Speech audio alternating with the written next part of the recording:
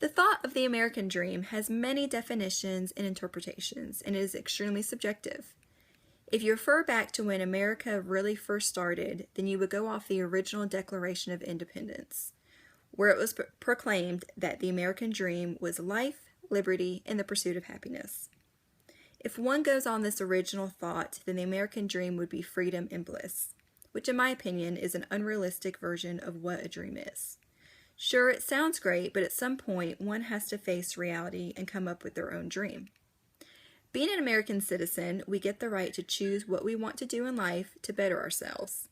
Even if you are not from this country, you have the option to come here, work hard, and make something better of yourself for your life, and this is what being an American is all about.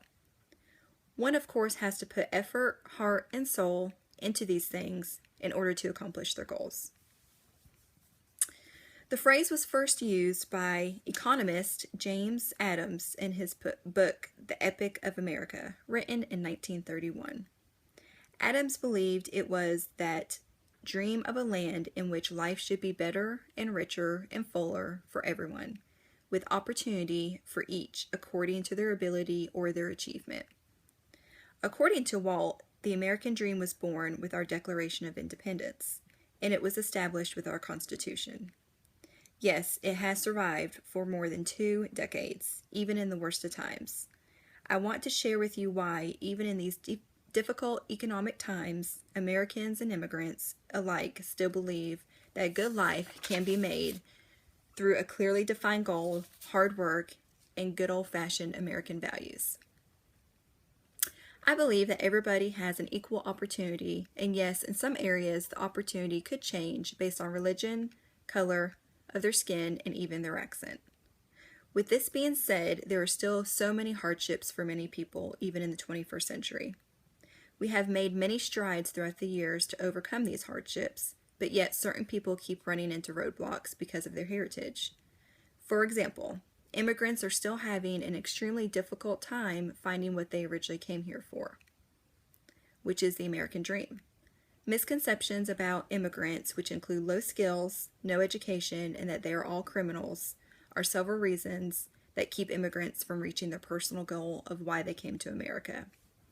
When in all actuality, immigrants have the lowest crime rate than any other group in the United States, but this is rarely reported, so the misconception continues. For example, Iris Hughes was a daughter of 2 immigrants from Taiwan. She came to the Americas in the 80s seeking a better life for their family. Hugh was a great musician and artist, but her other skills lacked. Because she had a hard time learning and she was different from the other kids in the Los Angeles area, she had extremely low self-esteem. Iris decided to focus on an art education when she went to college, and this upset her parents so much because she was not fulfilling their American dream that her dad had worked so hard for at fulfilling by coming to America. Iris's father wanted her to become a doctor or a lawyer, something that would prove to the rest of the world that she was worth something.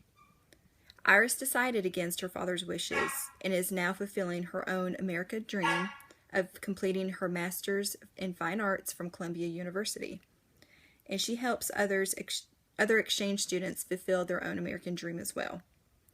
Hugh goes on to say, "My classmates from high school who are working in finance can buy luxury items and can travel the world and pay a certain amount of money for an apartment in New York City, while I feel more free than any of them. To me, this shows that the American dream has a different meaning to everybody." Can everybody accomplish the American dream? There are many people that are anti the dream and think of it as a dangling carrot, a dream that will never come true. Judgments about the American dream have been made for many years, and Hemingway makes his point by saying, "Some made the long drop from the apartment or the office window. Some took it quietly in 2-car garages with the motor running.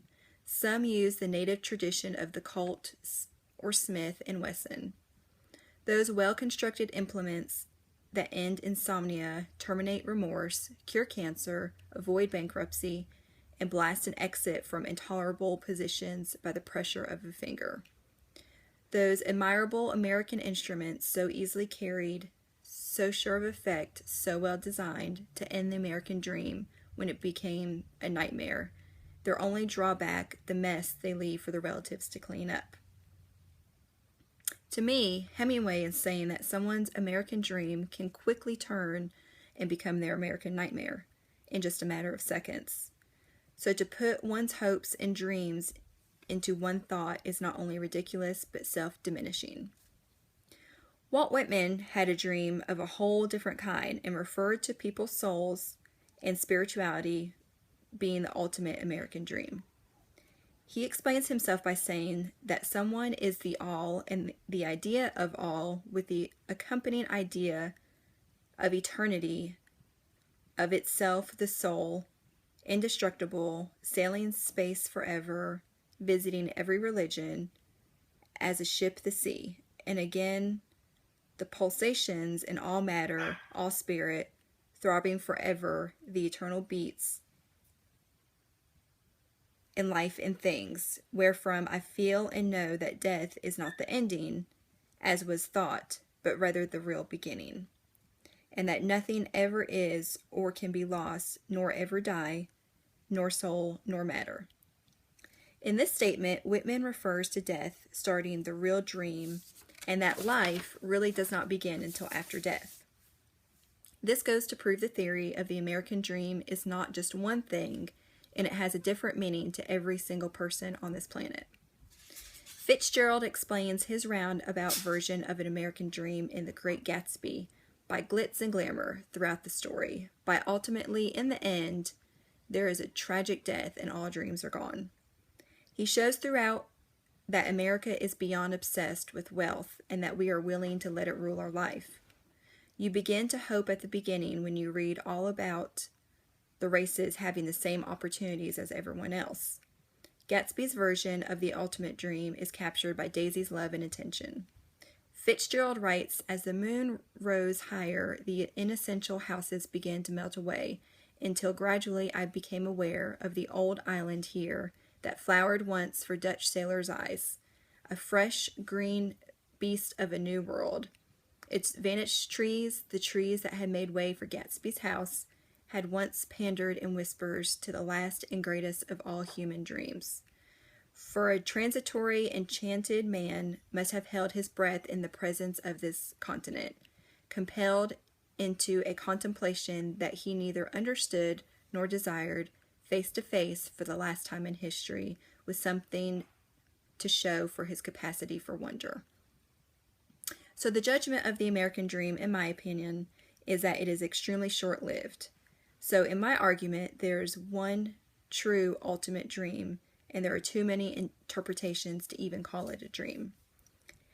In Arthur Miller's Death of a Salesman, Miller portrays one man as trying to reach the ultimate dream by being personable, charismatic, and materialistic.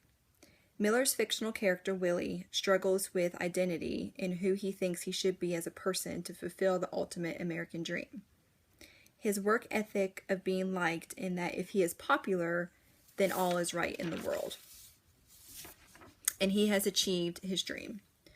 Miller says the American dream is the largely unacknowledged screen in front of which all American writings play itself out.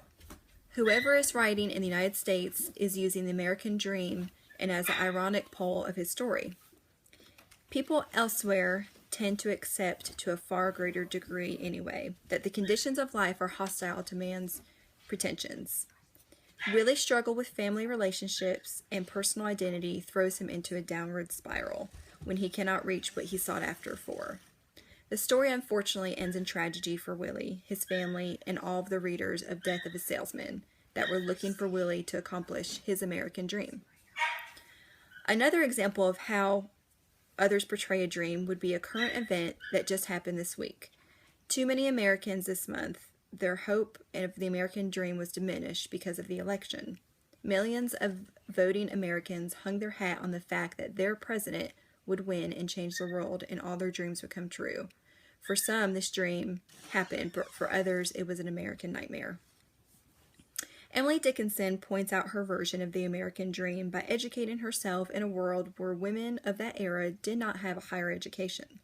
She was not content until she felt like she was something more than what her mother was. And she goes on to say, God keep me from what they call households, and continues her thoughts by saying, the circumstances under which I write to you this morning are at once glorious, afflicting, and beneficial. On the lounge, asleep, lies my sick mother. Here is the affliction. I need not draw the beneficial interference, the good I myself derive, the winning, the spirit of patience, the genial housekeeping influence stealing over my mind and soul. You know, all of these things I would say, it will seem that they are supposedly written when indeed they are only thought. In this thought, Dickinson is wanting to become so much more than what her mother had become, and to her this was the ultimate dream. I can relate to Dickinson probably more than any other author throughout this semester. She was tough, determined, dedicated, and ruthless when it came to what she desired out of life. I, like Dickinson, grew up with parents that built their American dream around working and starting their own business.